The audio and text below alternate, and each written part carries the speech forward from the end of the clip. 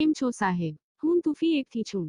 અહીં હું તમને એપ્લિકેશનમાં બેચ કેવી રીતે બનાવવું તે બતાવીશ. કોઈ પણ વિદ્યાર્થી ઉમેરતા પહેલા તમારે બેચ બનાવવી જ જોઈએ. તો ચાલો જોઈએ કે આ કેવી રીતે કાર્ય કરે છે. સૌ પ્રથમ ડેશબોર્ડ પર આવો. અહીં તમને ડાર્ક પિંક આઇકોન સાથે બેચનો વિકલ્પ મળશે. બેચ પર ક્લિક કરો અને એપ્લિકેશન તમને બે વિકલ્પ બતાવશે જે નવી બેચ અને બેચની સૂચિ ઉમેરશે.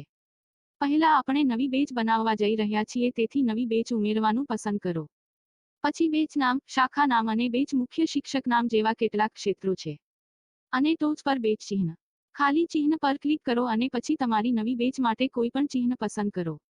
પછી નવા બેચ માટે બેચનું નામ સેટ કરો.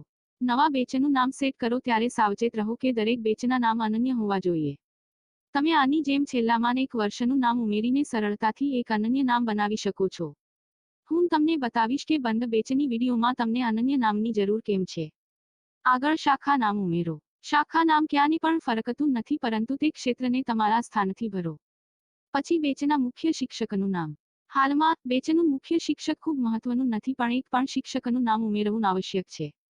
જો તમારી પાસે કોઈ સ્ટાફ નથી તો તમારું નામ ત્યાં ઉમેરો. અને સેવ બટનને ક્લિક કરો જે સ્ક્રીનના ઉપરના ભાગમાં દેખાય છે. વાહ, અમે સફળતાપૂર્વક અમારી સિસ્ટમમાં નવી બેચ બનાવી છે.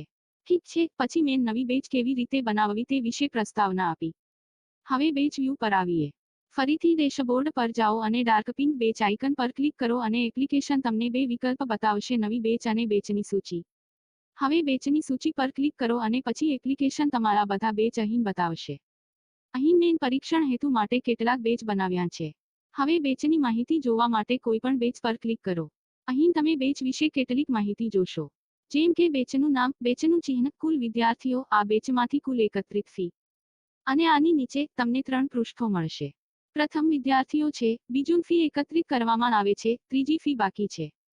સ્ટુડન્ટ્સ પેજ પર એપ્લિકેશન તમને એવા વિદ્યાર્થીઓ બતાવશે જે આ બેચમાં ઉમેરવામાં આવ્યા છે.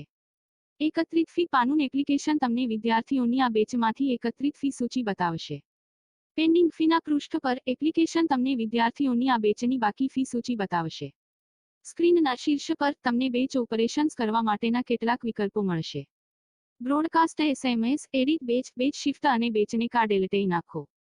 જ્યારે તમે બ્રોડ SMS પર ક્લિક કરો છો ત્યારે એપ્લિકેશન તમને આ બેચના વિદ્યાર્થીઓને મોકલવા માટે તમારો સંદેશ પૂછશે.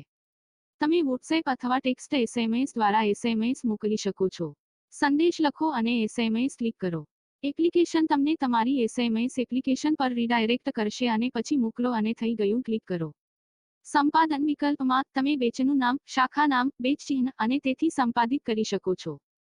ઠીક છે, TuFee એપ્લિકેશનમાં આ બેચ ફંક્શન છે. અમે ટૂંક સમયમાં મળીશું. વિદ્યાર્થી ઉમેરો અને વિદ્યાર્થી પ્રોફાઇલ વિડિયો જુઓ. બાય સુધી ફરી મળીશું. Good night, good morning. જે પણ સમયે તમે આ જોઈ રહ્યા છો. આ વિડિયો જોવા બદલ આભાર.